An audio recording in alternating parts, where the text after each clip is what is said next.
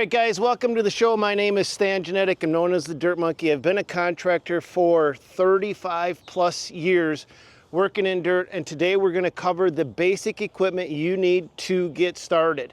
We're going to be very specific, and we're going to actually go to job applications because it's not a one size fits all when it comes to heavy equipment. It really depends on what you're going to be using it for, what conditions you're going to be under, and what piece of equipment will match those conditions. So let's get started right out of the gate. The first thing that I would say, if you're going to buy anything, buy a skid loader.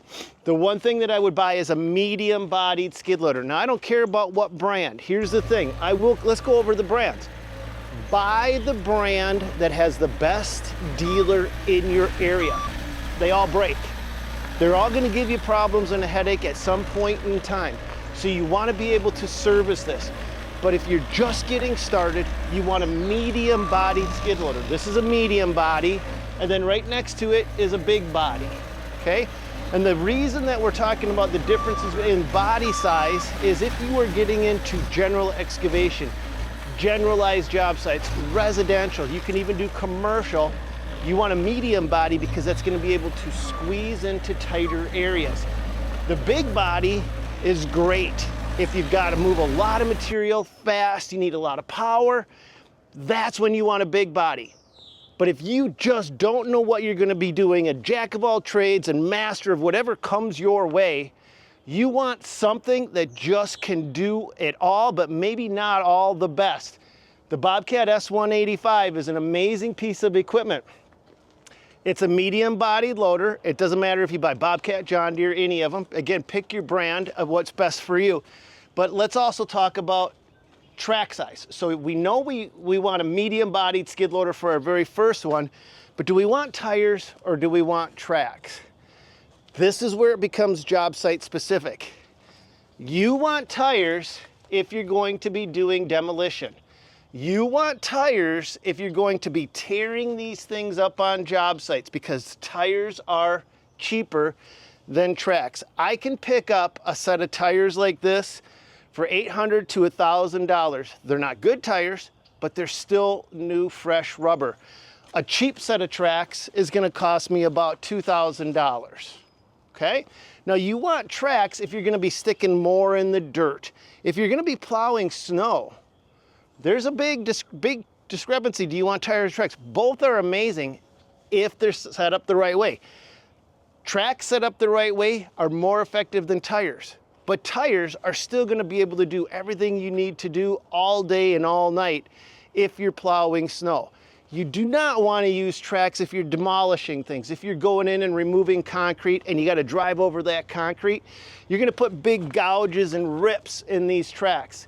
And these tracks are too expensive to replace to have these things be a throwaway. What? But it also depends on what type of track you have too, because there are multiple different types. We have our snow plowing ones on right now. Yep. There are ones that are the big fat lugs the dirt treads, the dirt lugs. Use those for a lot of demo work. This is a dirt lug. So what Zach is talking about, this is a dirt lug. But we're talking about just getting started. So if you are going to go with a track machine, most of them come just standard with the dirt lug. Usually. Not ASV. No, not an ASV, but nobody's going to be getting an ASV right out the gate. Why not? If it's not in your price point. ASV is more expensive. They're better quality machine. They will go through everything. I've done a lot with an ASV where a lot of these won't go through, but it's like from your price point. If you're trying to come out just starting into it, yeah, you're going to be using probably older equipment just when you're first starting out. You're not going to be using brand new this, and you're going to more be something like this where it's got some rust on it, it's got some wears out on it. You're not bells and whistles. Let's talk about that. When you're talking about rust, you're talking about all these things, and that means what I hear you saying is don't worry about this. This isn't going to affect your job rate, what you get on an hourly basis. The bells and whistles, you don't need the bells and whistles. There's only one bell and whistle that I would say that you definitely should get, and that's an enclosed cab if you're going to be using this thing all year long. The second bell and whistle that I would say that you should get if you can afford it, but you don't necessarily have to have it, is an auto latch system. This speeds up your process and makes life so much easier, unless it's on a CAT skid loader. then they're garbage. Any of the new ones, because These look at are if something breaks or that breaks or something, you got nothing to grab onto to open that up. Where I like how Bobcat is, regardless of what it is, you still have the handle. You pull that bolt, and you're still going. You're still going, but that's in an older Bobcat. Now Bobcat does now have some attachments that are not universal, so you've got to do your research to make sure you're aware of it. Tires. You can buy expensive tires, you can get cheap tires. A cheap tire and expensive tire do not perform the same long term. They may perform the same short term, but a cheap tire is going to wear out much faster because it uses a softer rubber, and that softer rubber in off-road conditions is going to wear down really fast. And so if you're going to be using a cheap rubber tire, just know that you're going to end up replacing it faster than if you used a harder rubber compound. Let's talk about how we get the equipment out to the job sites. You've got to get your equipment there. One of the things that I'm going to recommend, I've got all the equipment that I would recommend to you. If you're going to use an equipment trailer, I would use the Diamond C equipment trailer. Phenomenal equipment trailer. This one right here happens to be my personal favorite of all the equipment trailers that I've ever used. What? There's only two things that we are missing on this trailer that I would have on my personal trailer. What's that? And that would be a winch, so you can pull on dead equipment. Yep. And then fork slots. Fork slots. You just don't have those two or whatever. That's and if you're not pulling on dead equipment, don't worry about the winch. Fork slots, I would definitely use. Yep. And let's talk about forks and attachments. Do not get stuck in the rut that you need to have a grading attachment. You don't need a freaking grading bar. I didn't have a grading bar for 20 years. I graded every single one of my job sites with that bad boy, and you can do every single thing a grading bar can do if you're skilled with one of these buckets. Okay. Yes. You don't need, all you need really when you're first starting out is a good set of forks. Yep. Yes. A good bucket. Ding. Yes, replace the cutting edge. Actually, can you replace the cutting edge? Not on that one, but on the other one you can. There you go. Great point, Zach. I love this. This is why I said, Zach, jump in at anything you see. Bolt-on cutting edge replaceable, not a bolt-on. That's a throwaway bucket. You can see where the bucket's curled, bent, dinged up. It's a pile. This one is a much better bucket. So everything has its incremental levels of quality. Now you're going to need, if you don't buy a dump truck, which I'm not going to say run out and buy a dump truck. Yeah, unless you got buku daddy money somewhere and you just want to play for fun, but don't buy a dump truck. You do need a dump trailer. Yes. And again, it gets down to what is the best dump trailer in your market, because they will all break. If you have the opportunity to buy an Ants trailer, I would say this has turned out to be our favorite dump trailer of all time. Oh yeah. Mine personally, what do you think? Oh, I love it. It's a great trailer. It's a conveyor belt trailer. Yeah, but it's not a continuous conveyor belt though. Right. So it goes out and then it comes back. Out and back, and it'll raise up, it'll go down, it'll go into kneeling position. It's galvanized. I would get this exact trailer. I wouldn't change a thing about this trailer except for the jack. Yeah, that'd be the only thing I'd put on like one of those power jacks. That'd Yes. be about it. This one doesn't have a power jack. A power jack on a trailer But is granted, this phenomenal. doesn't weigh that much to where you need one though. So if you're his age, don't worry about a power jack. If you're my age or older, get yourself a power jack, because hitting a button, having that thing raise up, raise down is phenomenal. But for a dump trailer, I love the Ants. Oh yeah. Let's talk about the next piece of equipment. Let's go in order. We need a trailer, equipment trailer. Now, hey, one thing is you can actually use a dump trailer to haul your equipment. It is absolutely feasible. So when you are starting out, bare bones, you get yourself a skid loader. Now you got to get that out to the job site. You don't have money for an equipment trailer. You don't have money for a separate dump trailer. You're barely getting by. Just get the dump trailer and make sure your piece of equipment can fit inside of it. But as soon as you can, upgrade to an equipment trailer, because loading equipment in a dump trailer sucks. Oh, yeah. that can get a little sketchy if you're first time doing it too. It's sketchy if you're like Zach. Yeah. Oh, you think I'm joking? You see my front window? Yeah. Yeah. Mr. I've never broke a front window in my life on one of my excavators, and I've owned a dozen of them. Yeah, but everybody else that you've lent it out to has broken them. Yeah, right, right. And when it's not theirs, imagine that it doesn't get driven like it's theirs. Well, I was babying it along, and like I said, I claimed. Accidents happen, but the point is your next piece of equipment after a medium-bodied skid loader is going to be an excavator. But not just any excavator. You've got to size and match that excavator up to the kind of work you're going to be performing. A mini excavator can accomplish a lot of things, but it won't accomplish anything if you can't get it out to a job site. So we're going to cover exactly what size excavator you want, because too big, it becomes useless because you can't get it around easily. Too small, and you might as well be digging with a thimble. The biggest mistakes I made in the beginning was buying a backhoe over a mini excavator. A backhoe is the most useless pile of equipment that you can get out there. And you know what? I'm getting a little bit ahead of the game. We will cover why you don't want a backhoe in comparison to a mini excavator a little later on in this video. Let's go back and find out exactly what the best size mini excavator is for you right now. One of the things I want to point out is the KX040 is the maximum size mini excavator you can get that you can still tow behind a pickup truck.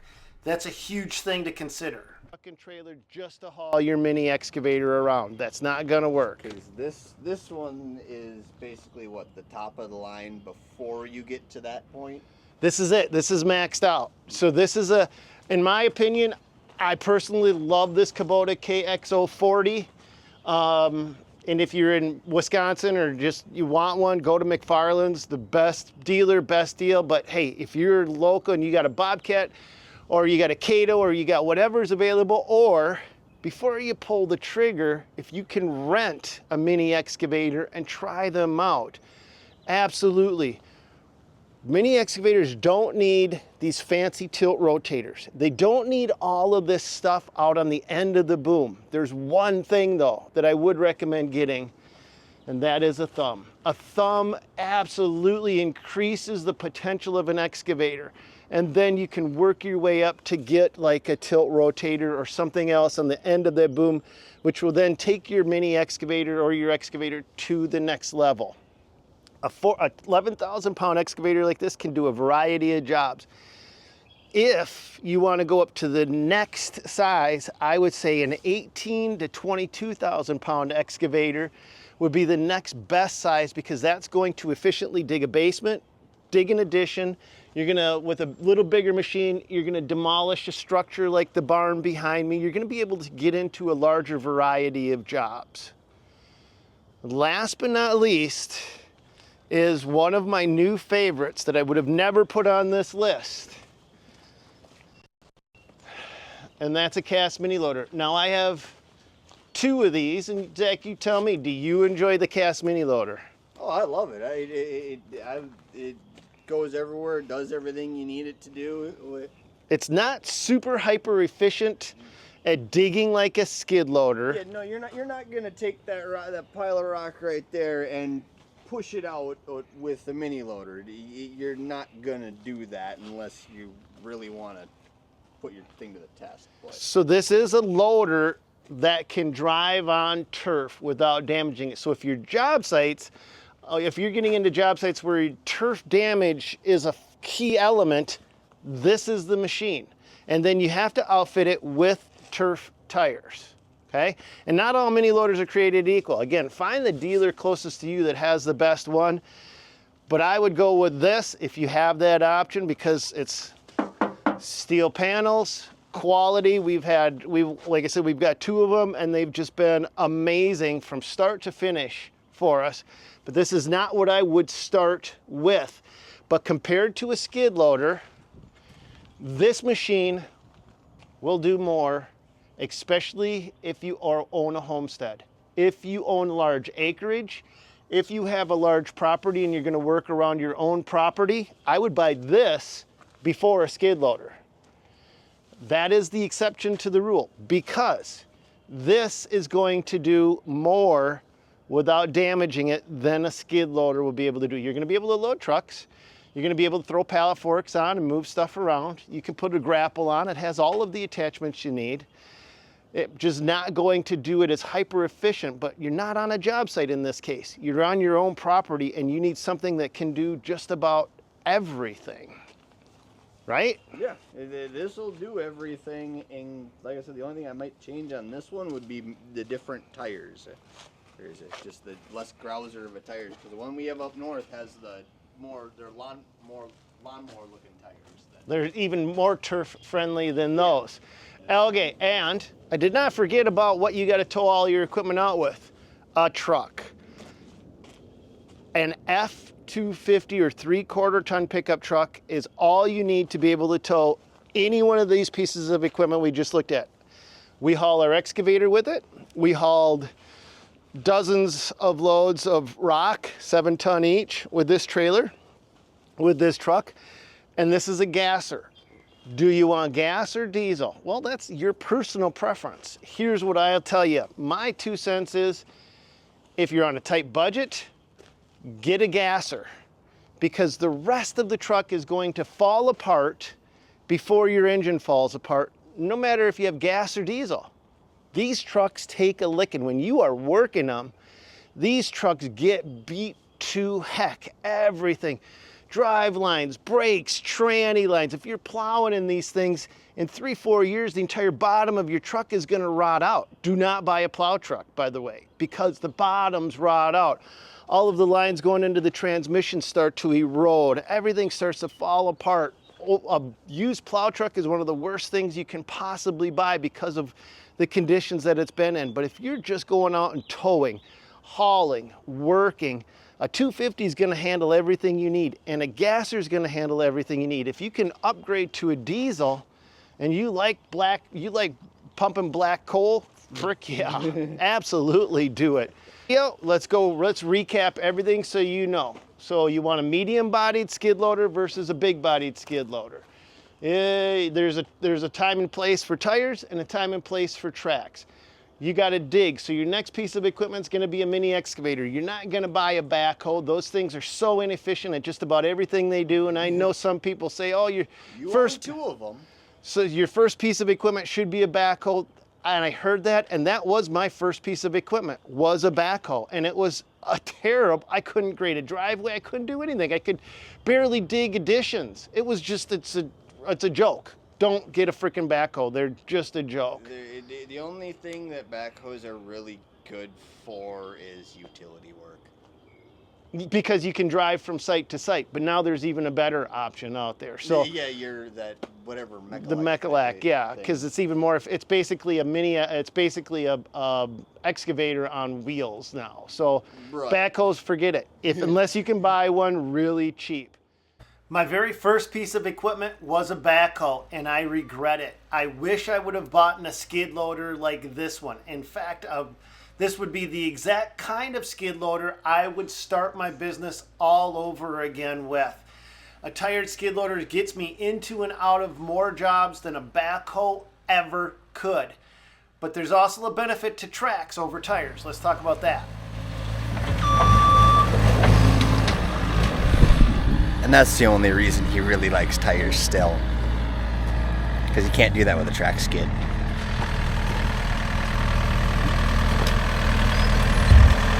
Hey Zach, let's show them why we like this equipment trailer so much.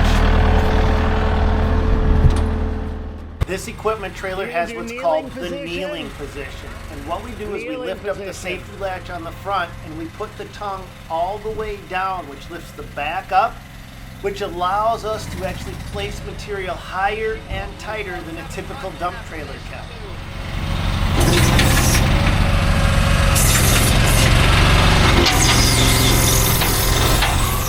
Now I know I just said that my first skid loader would be this S185 with tires, but if my work was dirt dominant and I was not going to be doing demolition or working on hard surfaces like asphalt or concrete, I would definitely go with tracks. I miss anything? No, not really. You know, wood is just dirt that hasn't gotten there yet. You can grade anything with a skid loader. Especially this big one. Yep. And that's something I forgot to mention. The benefit of tracks over tires is the fact that you can go places with a track skid loader that the tired skid loader would not even don't even start to go.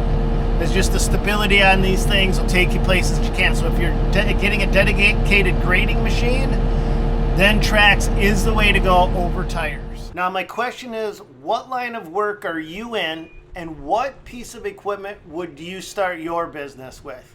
Please share your experience in the comments down below, simply because there's going to be a lot of noobs coming in here that are looking to this video for advice, and your comments go a long way. But that's going to call this video for the day. I hope you guys enjoyed going along for the ride, and I'd love to hear what you guys think. God bless. Go get him, you guys. We'll catch you on another one.